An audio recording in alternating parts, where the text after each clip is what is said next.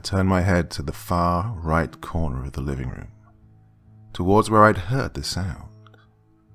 I then turned to my wife sitting on the couch to my left. She returned my puzzled look and then asked me, "Did you hear something?" I replied, "Yeah, it kind of sounded like scratching." It was probably just an animal outside, scraping its paw against the ground. There are a few feral cats that lived around our neighborhood, and I guessed it was just another one digging at something that only a cat's superb eyesight could focus in on. That's the explanation I gave my wife. The moment passed, and we returned to watching the TV show that had held our attention a moment earlier. The truth was, though, I could not have been more wrong. Later that same night, my wife decided to retire early to bed, and I was eventually left alone downstairs in the living room.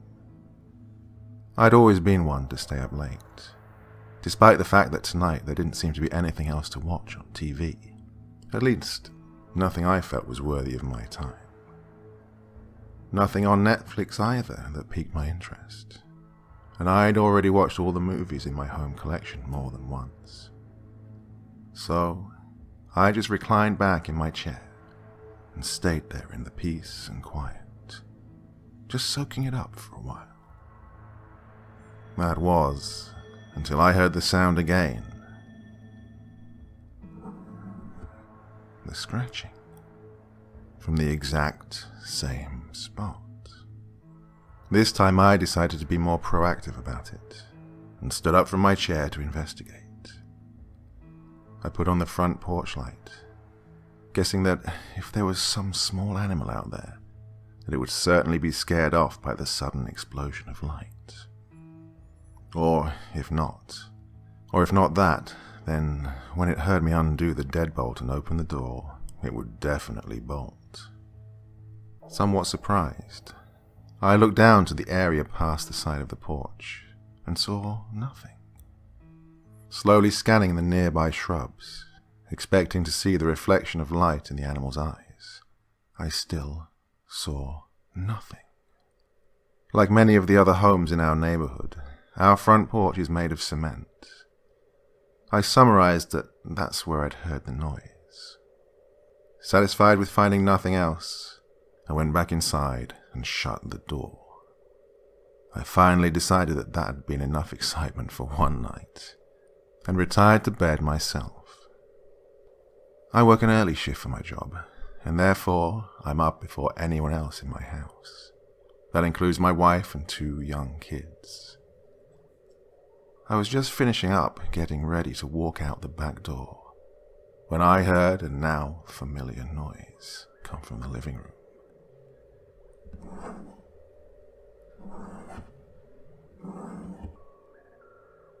There was something different this time, though. The scratches sounded louder, more vocal than before. They were more persistent.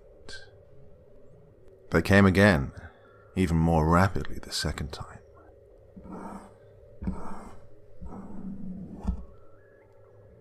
I felt as if they were demanding my immediate attention.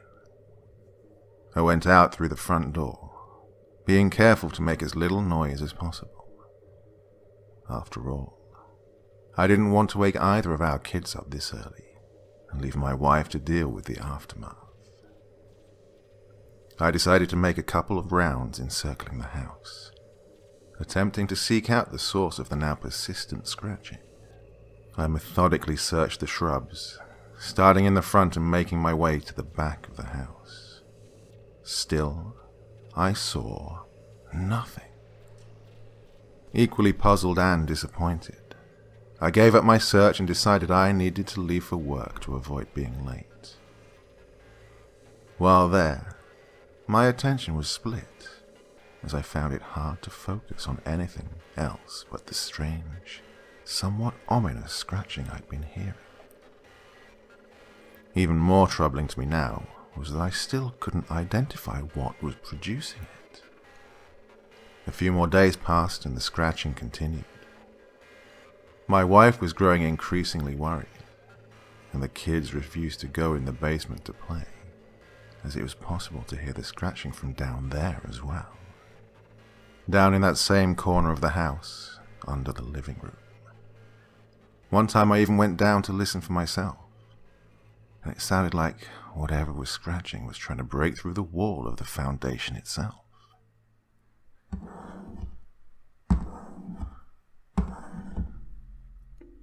With no other ideas, and an increasing dread growing in the back of my mind, I called a local exterminator. I thought it was possible that there was some animal that had somehow made its way inside the walls of our home and had become trapped. If that was the case, I wanted it taken care of before it died, and we'd have to deal with a new shock to our senses. The exterminator arrived about an hour after my somewhat panicked call. Lucky for me, he had an opening in his schedule that morning and was able to fit me in. After asking my wife and I a few questions about the recent occurrences, he inspected the area outside where we'd heard the scratching. He then walked around the house, appearing to be very attentive to the ground and foundation of the house. After the outside inspection was completed, he asked to see the basement, and then the attic after that. His theory was that there must be a hole somewhere. He said this hole wouldn't have to be very big for an animal to squeeze through, and then it could have gotten stuck somewhere and couldn't find its way back out. After about another hour of searching, the exterminator found me sitting on the front porch. "I'm sorry, sir. I can't see any hole or other opening where something could have found its way into your home.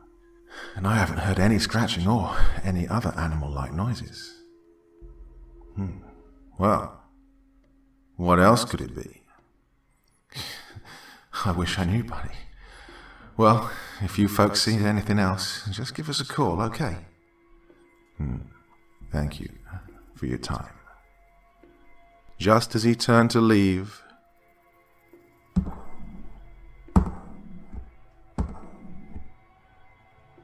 he stopped mid-step and slowly turned to face the direction of where we both had heard it, not even bothering to look at me when he spoke. "Maybe it's something underground." The next day I contacted our landlord to let her know about what had been happening for the past week. Being a rental property, I couldn't just go tearing up the front yard of our house as I pleased. We lived on a vibrant, busy street, and just the thought of turning it upside down made my stomach turn, thinking of the potential consequences. But I had to know what was going on. I had the feeling deep down that there was more to this than simple animal mischief. I eventually got a hold of the landlord by email, and I was taken aback a bit by her response to my query to further investigate the sounds. She forbid us from doing any changes to the landscape, much less digging down into the yard to look for something that may not even be there.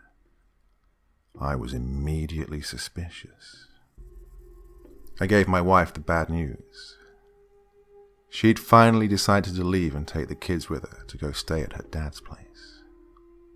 We lived over in a neighboring town, so I would be alone for at least a few days. As she walked out the door, she gave me a glance that clearly, non-verbally stated, "You need to figure this out." So, I made the decision that night. I was going to find out what, if anything, was under my yard. I got up really early the next morning. As luck would have it, it was Saturday, and I had the day off from work. I got dressed quick and grabbed my shovel from the garage. The day was still mirroring the night, as darkness still covered everything. Using my phone's flashlight setting to illuminate what I was doing, I inserted the shovel into the ground and began to dig. There was no turning back now. I continued digging for what seemed quite a while, looking up only as the occasional jogger or walker passed by. I brought up another shovel of dirt when I saw something begin to reveal itself to me. It looked white, like the ivory of an elephant's tusks. I dropped the shovel behind me and got down on my hands and knees.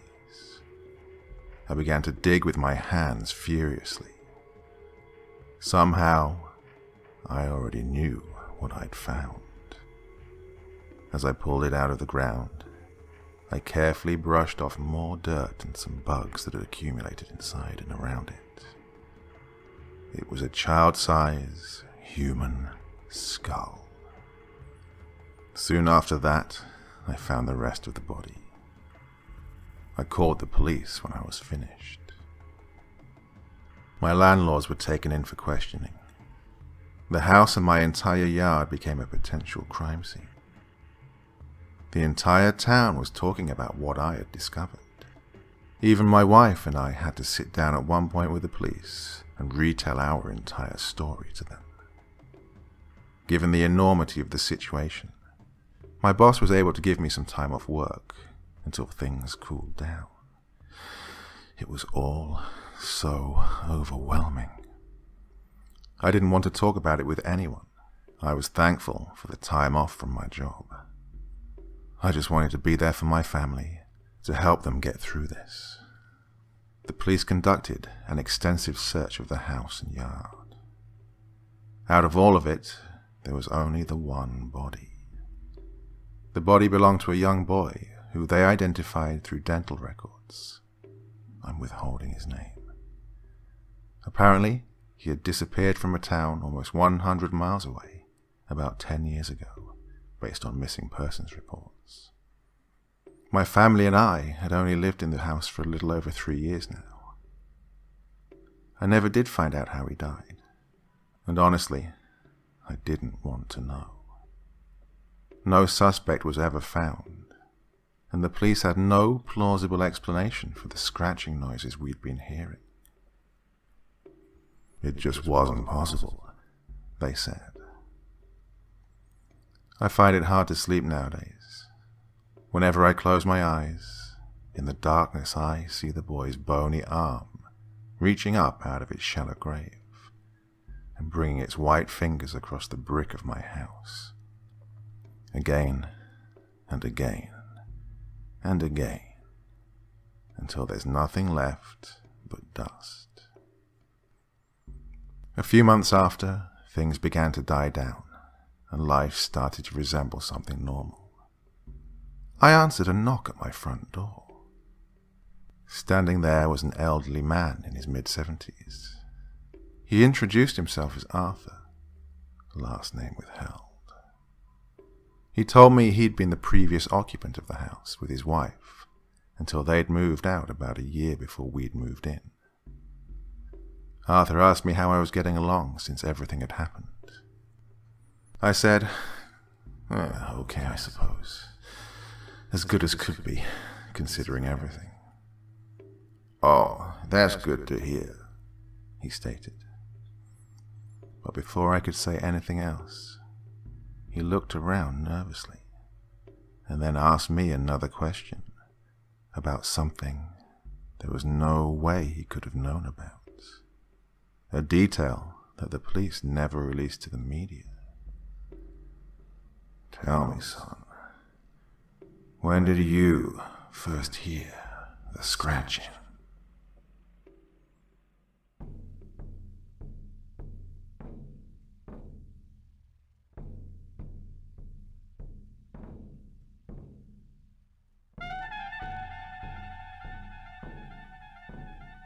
Hey there. Thank you so much for taking the time to drop by and listen to this story today. It really means a lot to me. I put a lot of time and effort into making these videos, so it's nice to know that there's someone out there listening. Do me a little favor, would you? Click that like button, leave a comment, and if you really feel like it, why not subscribe too? Okay, happy tales everyone. See you soon.